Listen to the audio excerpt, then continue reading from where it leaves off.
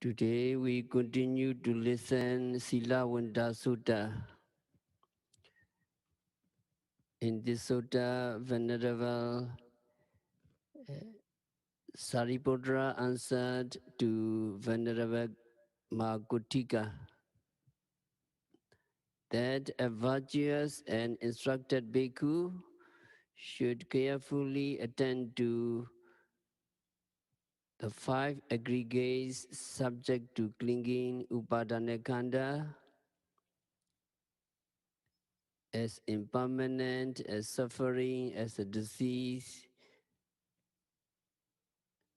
as chuma, as empty, as non-self, etc.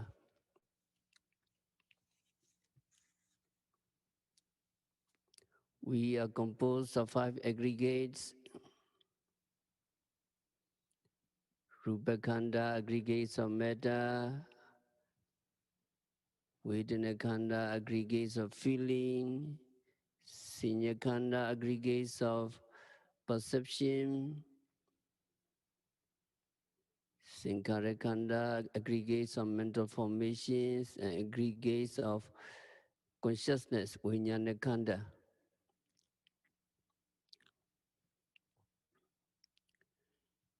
The 5 aggregates are called dukkha, suffering,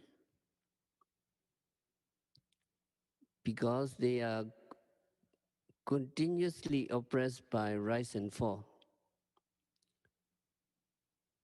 Continuously oppressed by rise and fall, upadavaya padipilanadaya.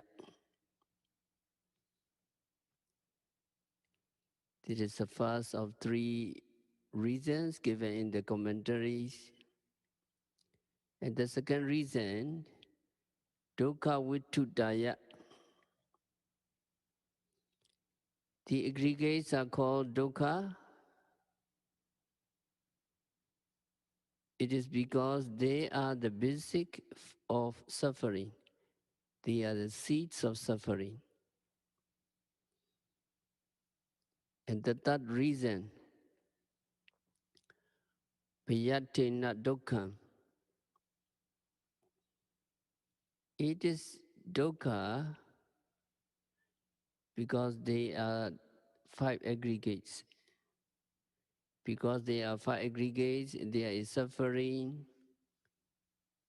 And as we ourselves are 5 aggregates, we suffer.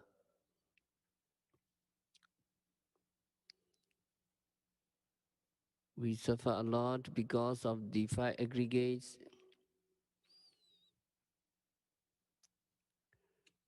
Regarding eyes, seeing, we see something we don't want to see, undesirable object, and we suffer. Hearing,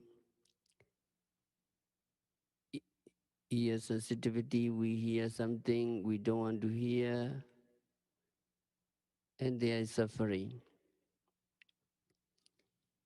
And we don't want to be sad, we don't want to be depressed, but we get sad, and we get depressed, and we suffer. Because of these 5 aggregates, we have to endure all of these suffering. If there were no 5 aggregates, there would be no suffering. But because we are 5 aggregates, there will be aging, sickness and death, and so we suffer a lot. We encounter all of these miseries simply because of the 5 aggregates. So they are called dukkha. They are suffering because they are the basic, they are the root of suffering. In this sense, the 5 aggregates of clinging are also called dukkha.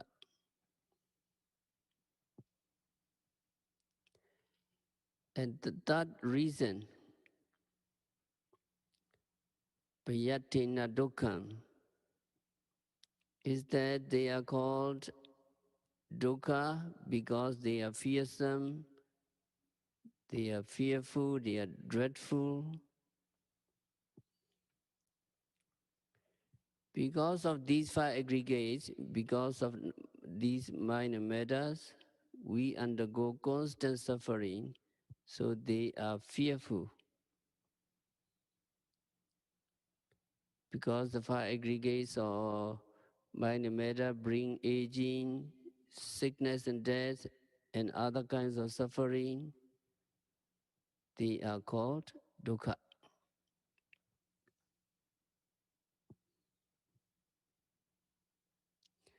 So why we practice meditation? We practice meditation in order to see and understand that the five aggregates are suffering.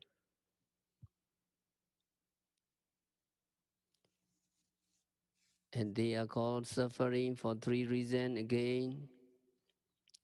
They are constantly oppressed by rise and fall. And the five aggregates are the basic of suffering. The five aggregates are fearsome.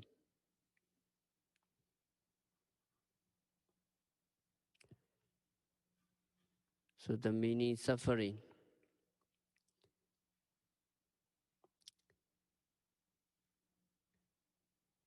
In order to include other meanings of suffering, dukkha is translated as unsatisfactory rather than suffering.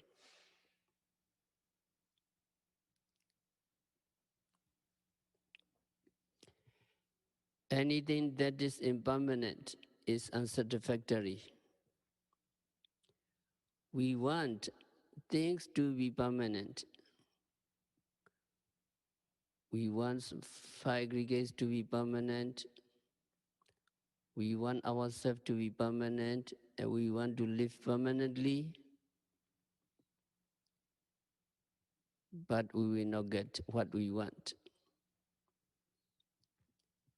And because there is no satisfaction with these five aggregates, they are unsatisfactory.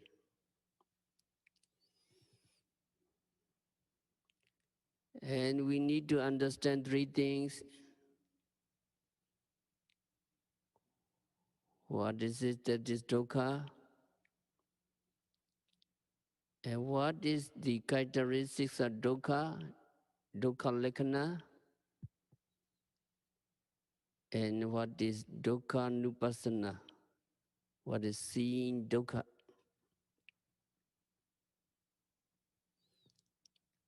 What is dukkha?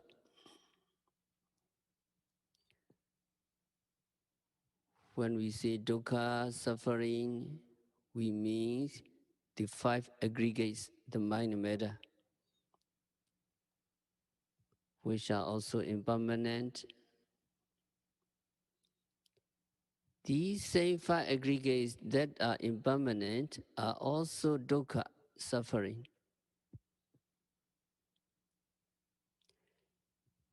And what is the characteristics of dukkha? What is the mark or signs of being dukkha?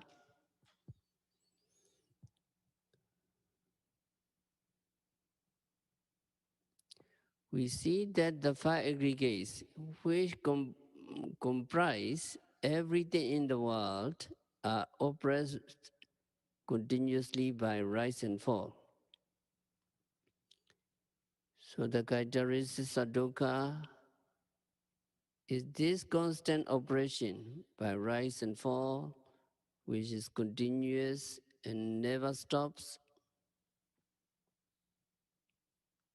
There is not a single moment in our lives when we are not oppressed by rise and fall. Rise and fall continuously.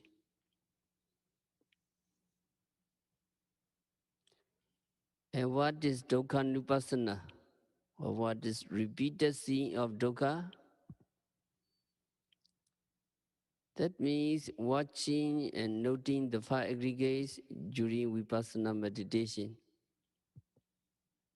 and seeing with your eyes, seeing with your own eyes the continuous operation by rise and fall.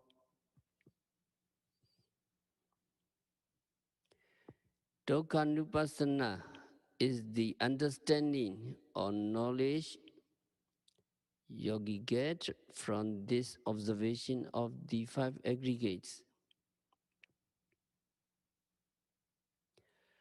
Only when yogi observe the five aggregates and see them continuously oppressed by rise and fall, this vipassana knowledge can be gained and made your own.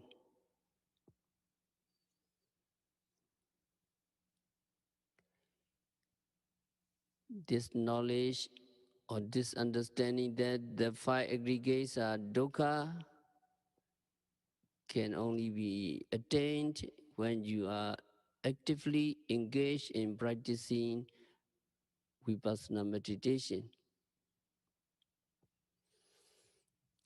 There's no other way to see the rise and fall of the aggregates. Only while you are practicing vipassana and watching them as they rise and fall at the present moment, you will be convinced of their continuous oppression, and you will know that they are suffering.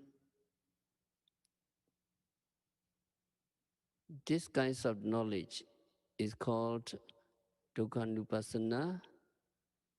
It is the real seeing of suffering.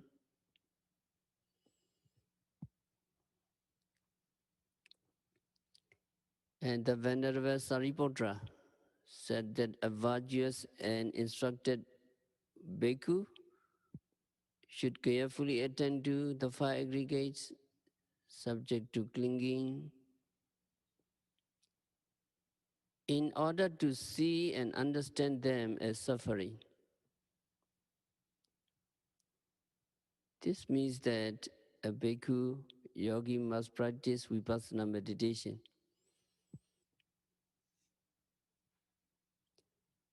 And then you know two kinds of suffering, two kinds of dukkha. Viññati dukkha, superficial suffering, and paramattha dukkha, real suffering. Superficial suffering does not need the practice of vipassana meditation in order to be understood. You cut your finger and then you suffer, and you hit your knee against something and you suffer, and you have strong headache, strong toothache, and then you say it is dukkha, is suffering. And this kinds of understanding is superficial.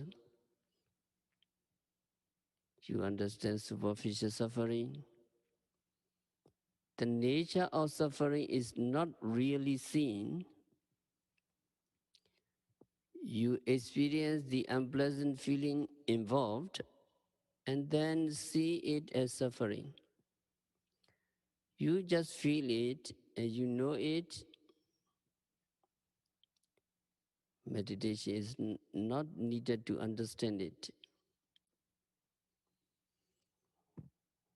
What we are concerned with here is real suffering, paramattha dukkha. The commentary say that we must understand three things: what is dukkha, what is the characteristics of dukkha, and what is dukkhanupassana, the seeing of suffering.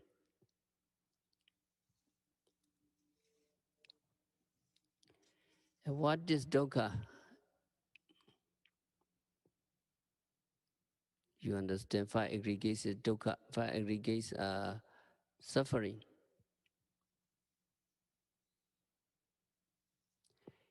Five aggregates are called suffering. When we say suffering, we mean both the five aggregates, and the five aggregates are clinging. So it includes all of them. And then what is characteristics of suffering? Characteristics of dukkha? You must understand the meaning of the word dukkha correctly. Normally, it means suffering, unpleasant feeling, but its meaning goes deeper than that. You must understand it according to the words of the Buddha. Yadaniccan tandukkam. Yadaniccan tandukkam. Whatever is impermanent is dukkha. Whatever is impermanent is suffering. We need to understand this.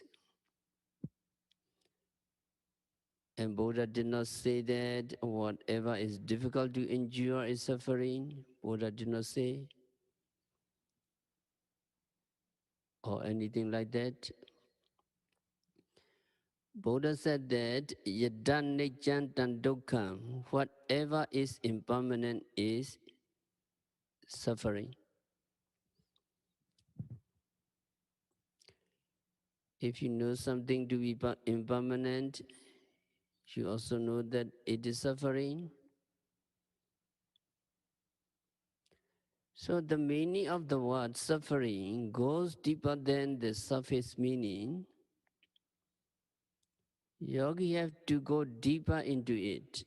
In order to understand it, yogi must remember the saying of the Buddha that whatever is impermanent is suffering. If you want to know whether something is suffering,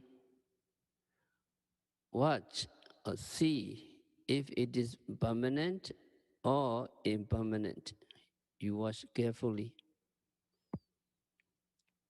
If it is impermanent, yogi will know, yogi will understand that it is dukkha.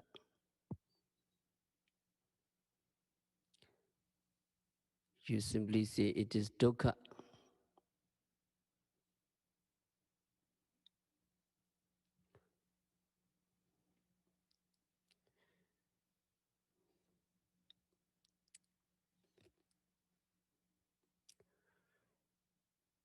So once you see that something is impermanent, you can simply say that it is suffering. The word suffering in English and dukkha in Pali have more meaning than what appears on the surface. Dukkha means suffering, something difficult to endure, or oppression. Here, according to the Buddha's definition, whatever is impermanent is suffering. Why should something impermanent be called suffering? Sometimes people enjoy delicious food. People have good companionship. People have uh, nice vacation. People enjoy many things. Are those things dukkha?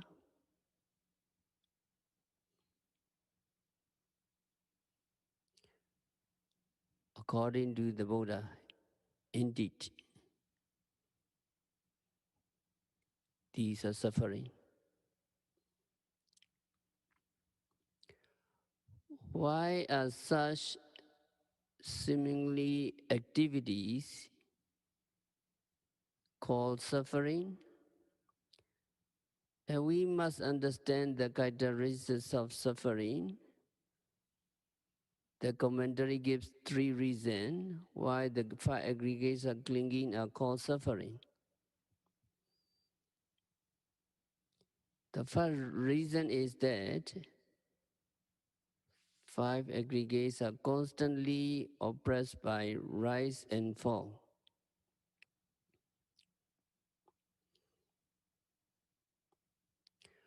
We must keep firmly in mind that constant oppression by rise and fall is the characteristics of dukkha.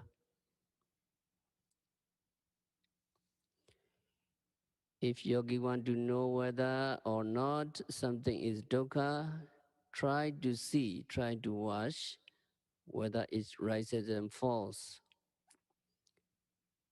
If it does, if it rises and falls, it is to be oppressed by the rising and falling, appearing and disappearing, and that oppression is what dukkha means. So all five aggregates, including the five aggregates of clinging, are called dukkha because they are constantly oppressed by rise and fall. So you look at everything in the world and you will see everything is oppressed by rise and fall.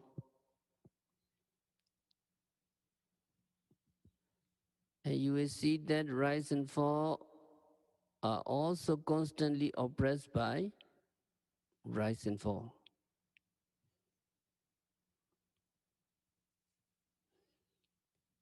Can you find a single moment when there is no rise and fall? Can you find a single moment when the process of rise and fall stops?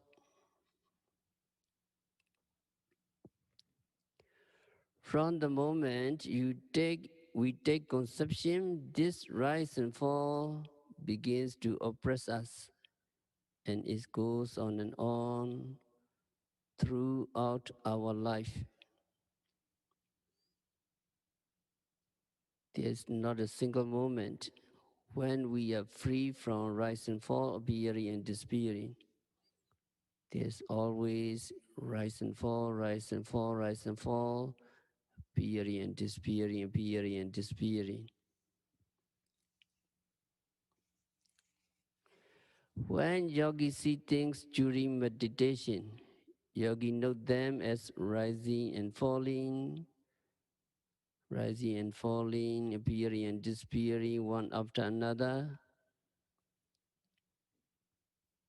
maybe hundreds of objects. Then yogi get the impression that everything is oppressed by rising and falling. This rising and falling is a kind of oppression. Falling means distraction, which is a kind of oppression. And rising is a precursor to falling. It rises so that it can fall. Falling is also a kind of oppression. Rising and falling oppress the five aggregates every moment, creating continuous oppression. This constant oppression by rise and fall is the characteristic of dukkha.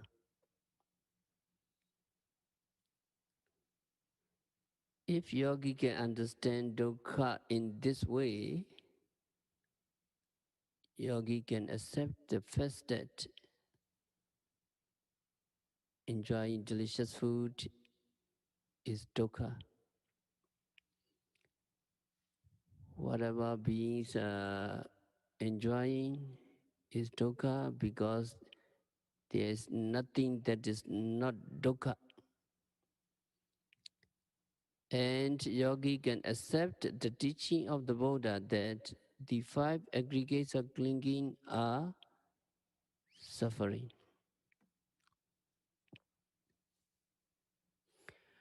When explaining the first noble truth in the first sermon, Dhammacakkappavattana Sutta, Buddha said at the end, Pinchupadana Khandha Dukkha. The five aggregates of clinging are suffering. That means, in brief, that everything in the world is suffering.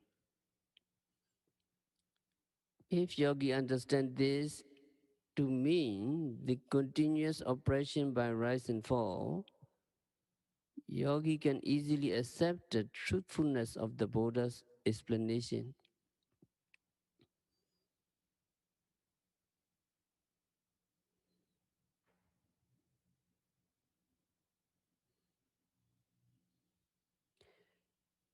If you don't understand it, you may want to argue about the teaching of the Buddhas and talk about some kinds of happiness, enjoyment, and so forth.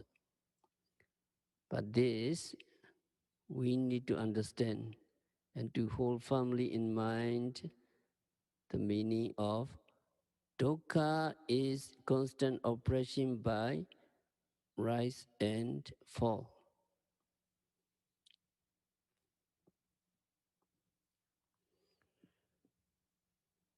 So now we go to another way of understanding the five aggregates of clinging in terms of the 11 aspects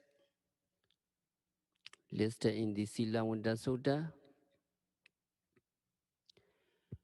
And the Venerable Sariputra said that a bhikkhu is virtuous and instructed,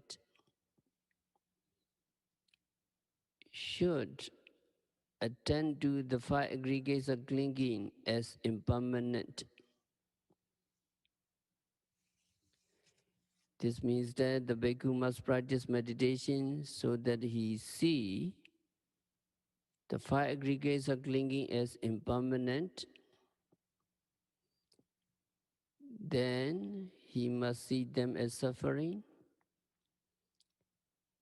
and then he must see them as roga. He must see the five aggregates as disease. The bhikkhu who is virtuous and instructed must see the five aggregates of clinging as a chronic disease. A person who has a chronic disease, such as diabetes, asthma, or high blood pressure, is not free. He cannot eat what he likes, but he must take medicine and avoid eating food that would aggravate his condition. He must always be careful.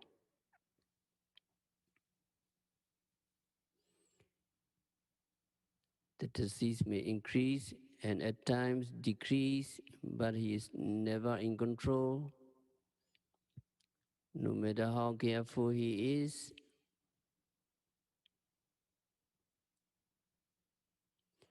he careful his lifestyle, the disease is stay there. However much attention and care is given to a chronic disease, it is never cured.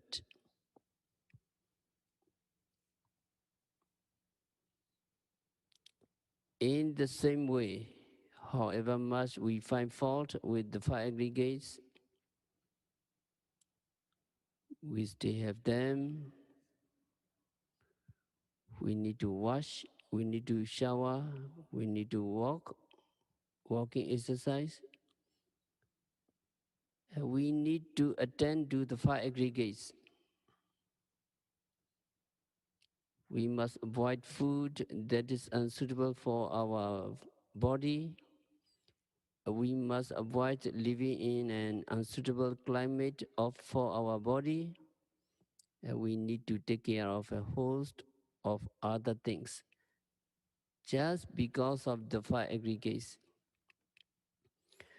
So these five aggregates can be viewed as a chronic disease.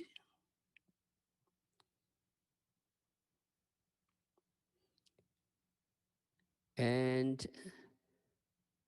the bhikkhu is virtuous and instructed, also must see the five aggregates are clinging as a chuma or so. Ganta to, ganta, that is chuma or so.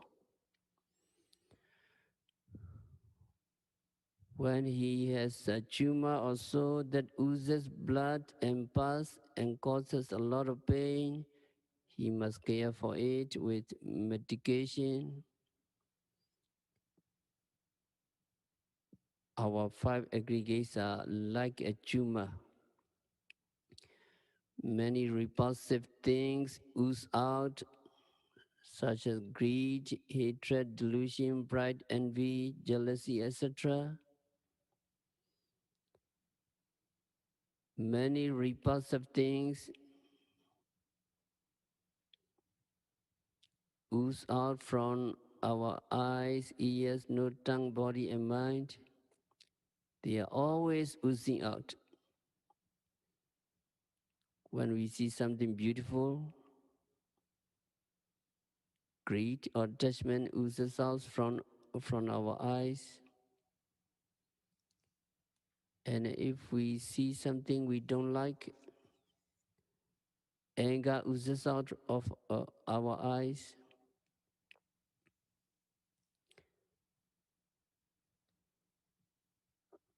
Because these things are always oozing out of the five aggregates, they are like tumors or so. Another way is the bhikkhu must also see the five aggregates are clinging as a dat, sanlat do, sanlat, dat. When a dat penetrates the body, it causes sharp pain whenever you touch the spot. In the same way, the five aggregates give us suffering of different kinds. Because we have eyes, we have to suffer the objects we don't want to see. Because we have ears, we have to suffer the sounds we don't want to hear. They are like darts in our flesh. Once a dart gets into the flesh, it is not easily removed. So the five aggregates are to be viewed as a dart causing suffering, and the aggregates are clinging are to be seen as misery.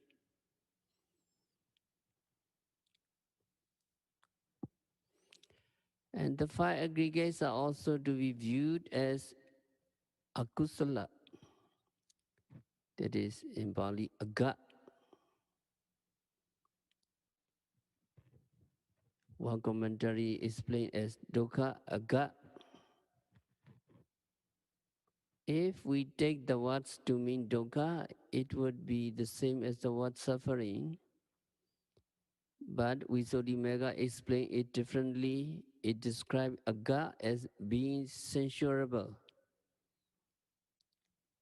deserving of censure, like akusala karma, that is censured by noble person, and giving painful results. The five aggregates are censurable because they give us pain, suffering, and bad results, so they are to be viewed as akusala.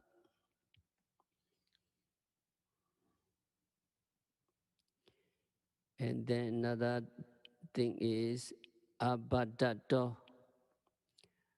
Five aggregates are to be seen as affliction, which means occasional sickness, such as a cold, indigestion, diarrhea, or fever.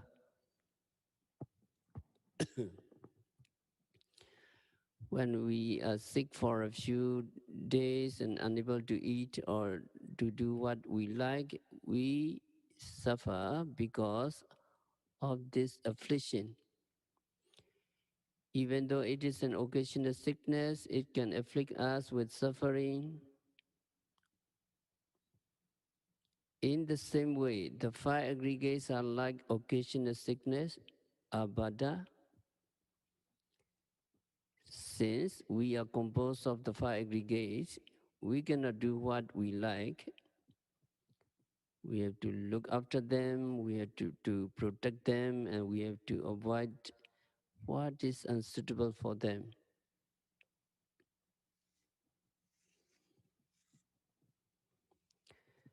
So yogi is instructed to see the five aggregates of clinging as affliction or occasional sickness.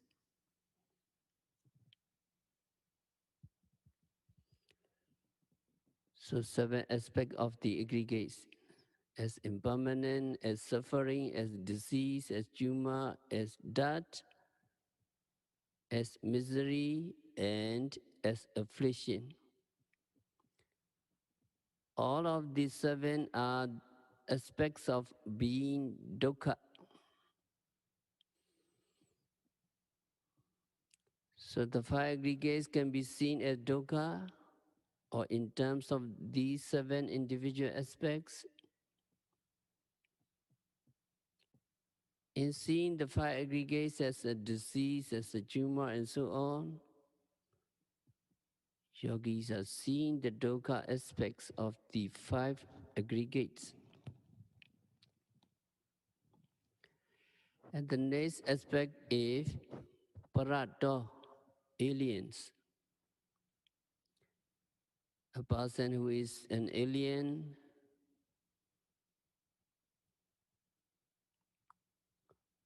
or outsider is not in our power, not under our control, because he owes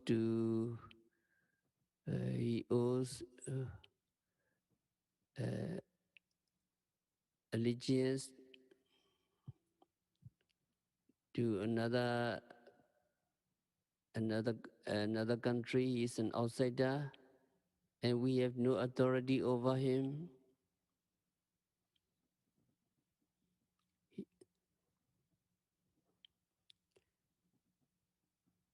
When the person is our family members, we can ask him something, but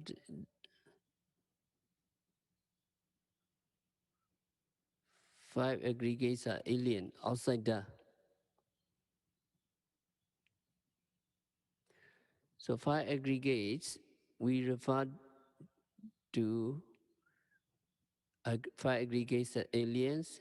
Five aggregates must be regarded as alien, outsider, not belonging to us. It's something we cannot control. The alien aspect belongs to anatta, non-self. So the teaching of anatta is the most distinctive feature of the Buddha's teaching. It is the most difficult to understand, the most misunderstood, the most misinterpreted of his teaching. Buddha appeared at a time when the most people strongly believed in the existence of an inborn entity called Atta. Almost all other faiths believe in one kind of Atta or another. But the Buddha appeared and he taught that there is no Atta, no self. They are only the five aggregates, they are only the Namarupa, mind and matter. These five aggregates are not Atta, not self. In order to understand Anatta, we first need to understand Atta, which in the time of the Buddha was seen as different things, as a master, as one who lives somewhere permanently, as an active person, and as one who fully experiences both joy and suffering. According to the views, according to these views, there is also something called an atta residing in one's body, and this atta is a master. It is a master of itself, and it is master of the body.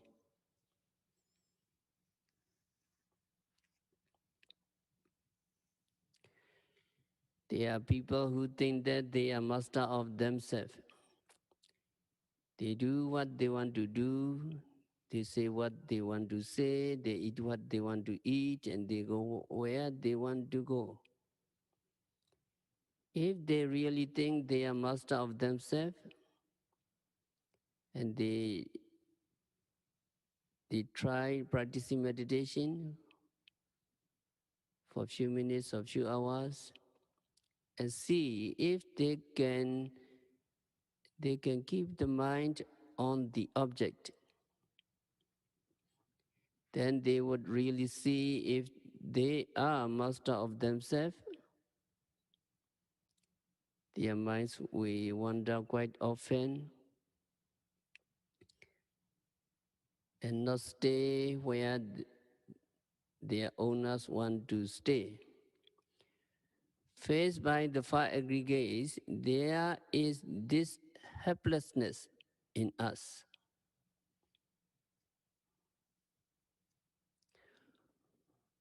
Although we think that we can think of whatever we want to think, if we try to train our mind on the object, we see that we are not master of ourselves. We are at the mercy of our mind. So the sense of anatta, not atta, manifests itself to us when we try to practice meditation.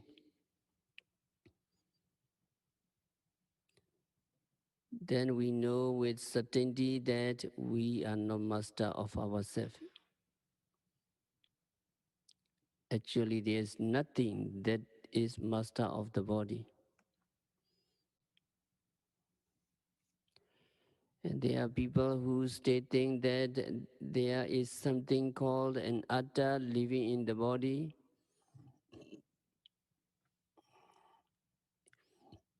It enters our body at the moment of uh, conception, and it lives in the body for the entire life. And when we die, it will leave our body and enter a new body. It will go on like that and never die, although the physical body will die. There is one belief in Atta that many people had during the time of the Buddha.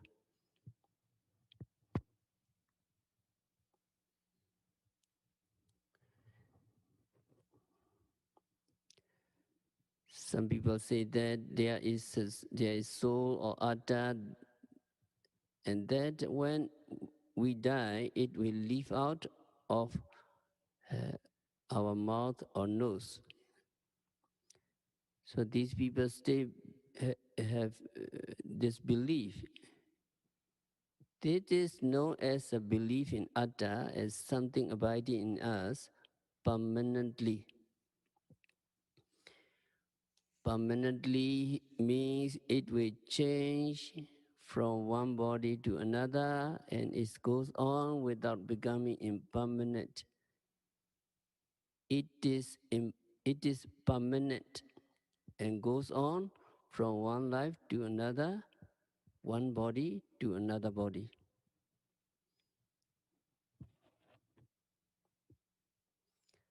So only the physical body deteriorates and dies.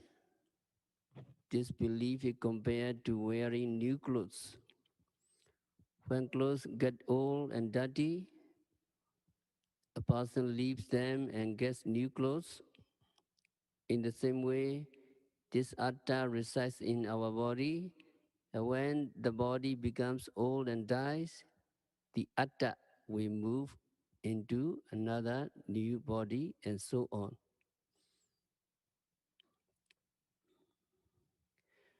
There are also people who believe there is an atta, and this atta does everything we do. When we do something, it is not we who do the actions, but the atta. Whatever we do is actually an action of atta. This is one view of atta.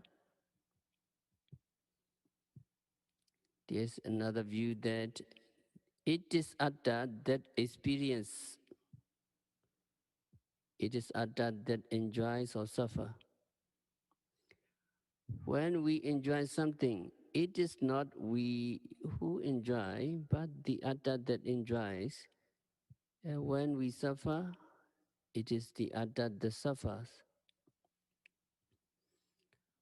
Whenever we experience anything, it is the atta self that experience, not we. For those people who believe in this way, atta self is very real. And Buddha rejected all of these theories, and in his second sermon, Anatta Lakkhana Sutta, and later discourses, Buddha taught that body is not atta, feeling is not atta, and so on.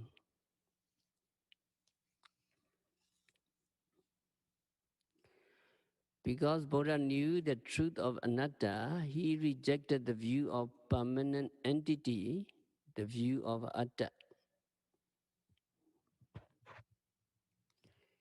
It is important that we see the anatta nature of the aggregates of clinging. We need to see the anatta nature of mind and matter.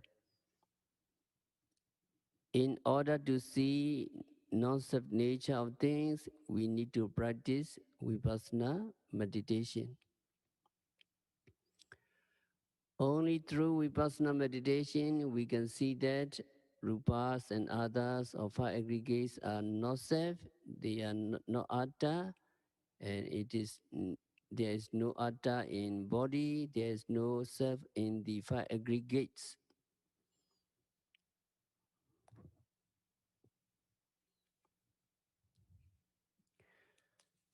So to see the anatta, we practice meditation.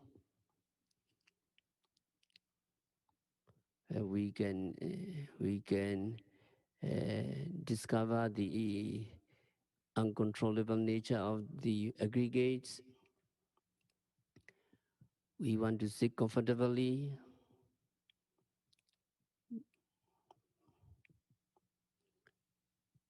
But the feeling of stiffness, hot, cold, unpleasant sensation arise. We know the stiff, hot, cold, cold. We cannot control. We want to sit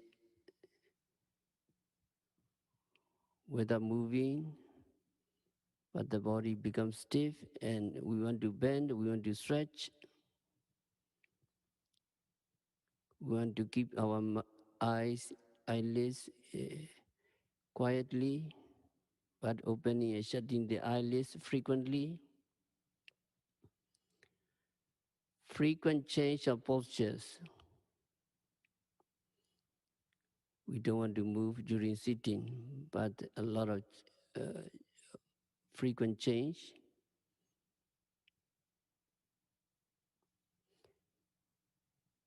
And sitting very quietly, but the five aggregates problem have to answer nature call.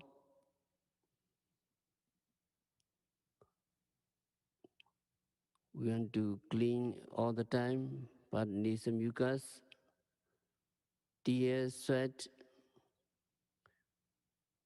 ooze out from the five aggregates from our body.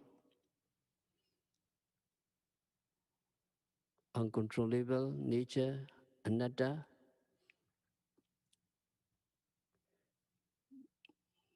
The head become dizzy. unpleasant sensation we don't want, but it is uncontrollable, dizziness coming, and we want to be quiet, but a lot of coughing.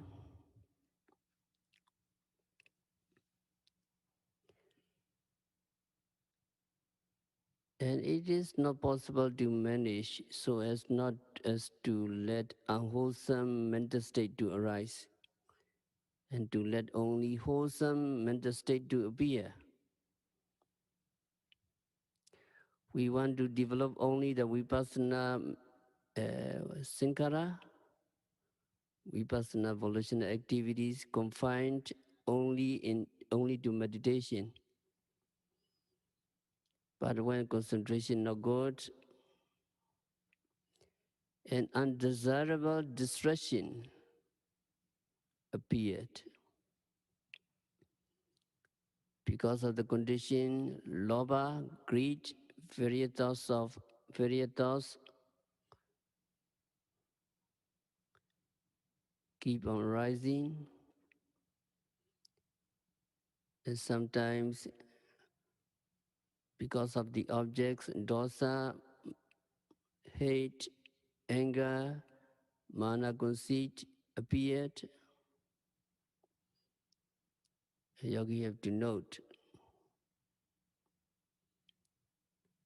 So all these volitional activities tends to afflict us. They are unmanageable as we wish. And these mental state appeared dependent on respective condition.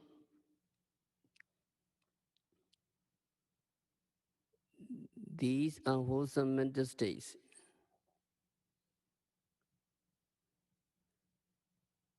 may be likened to the sun, likened to the rain or the wind.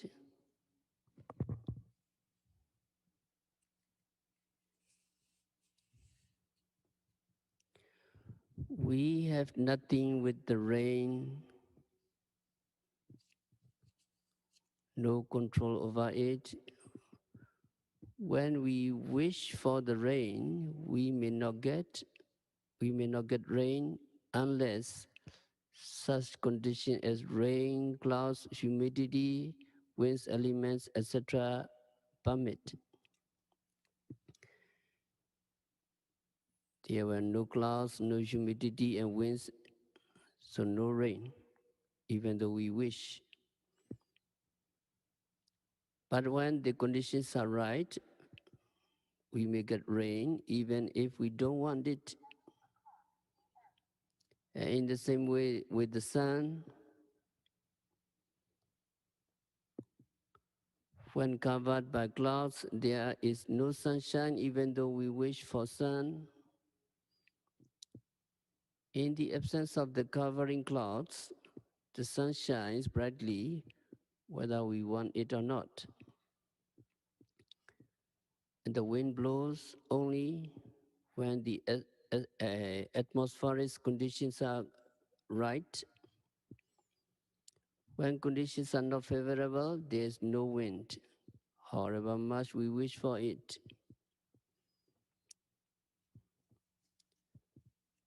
So these external phenomena have nothing to do with us.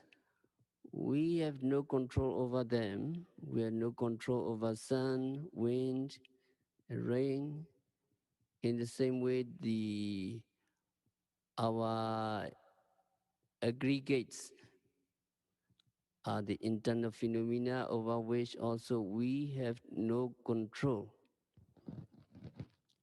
Aggregates are happening in accordance with conditions, so five aggregates are anatta.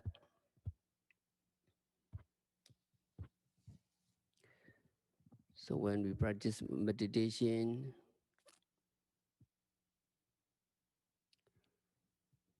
we clearly understand the nature of anatta.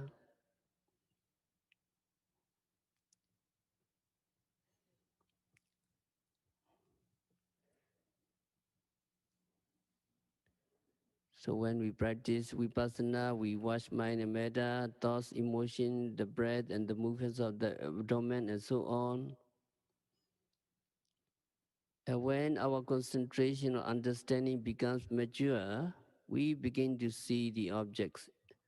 We begin to see mind and metta or the five aggregates clearly.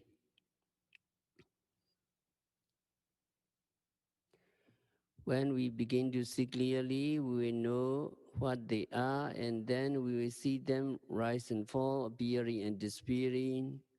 We see that at every moment there is the object that is noted, and the mind that notes, mind and metta.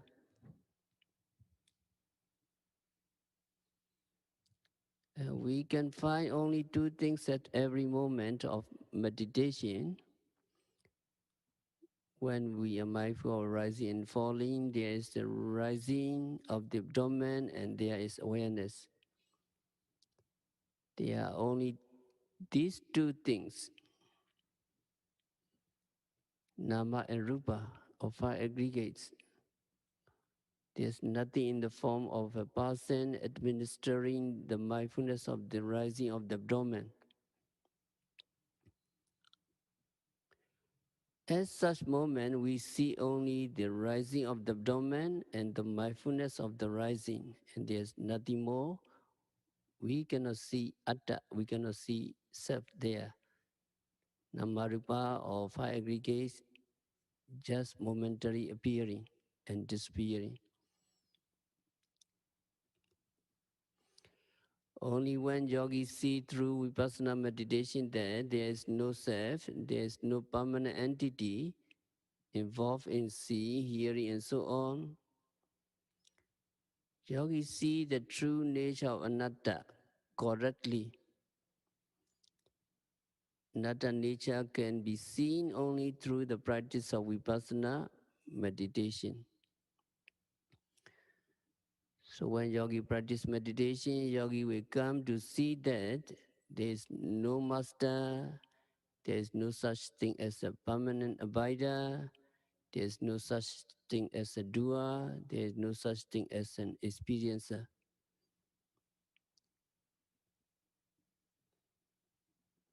There is only the experience, there is only the doing, there is only there is no doer, there is no experiencer. At every moment of any experience, yogi can see for himself or herself that no person, no individual, no atta is involved, but just the doing action or just the experiencing action. So through vipassana meditation, yogi come to see the anatta nature of things. There is one kind of anatta nature, non-self nature. So now we have to practice meditation to discover anicca, dukkha, and anatta, and impermanent suffering and non-self. So practice meditation for a few minutes.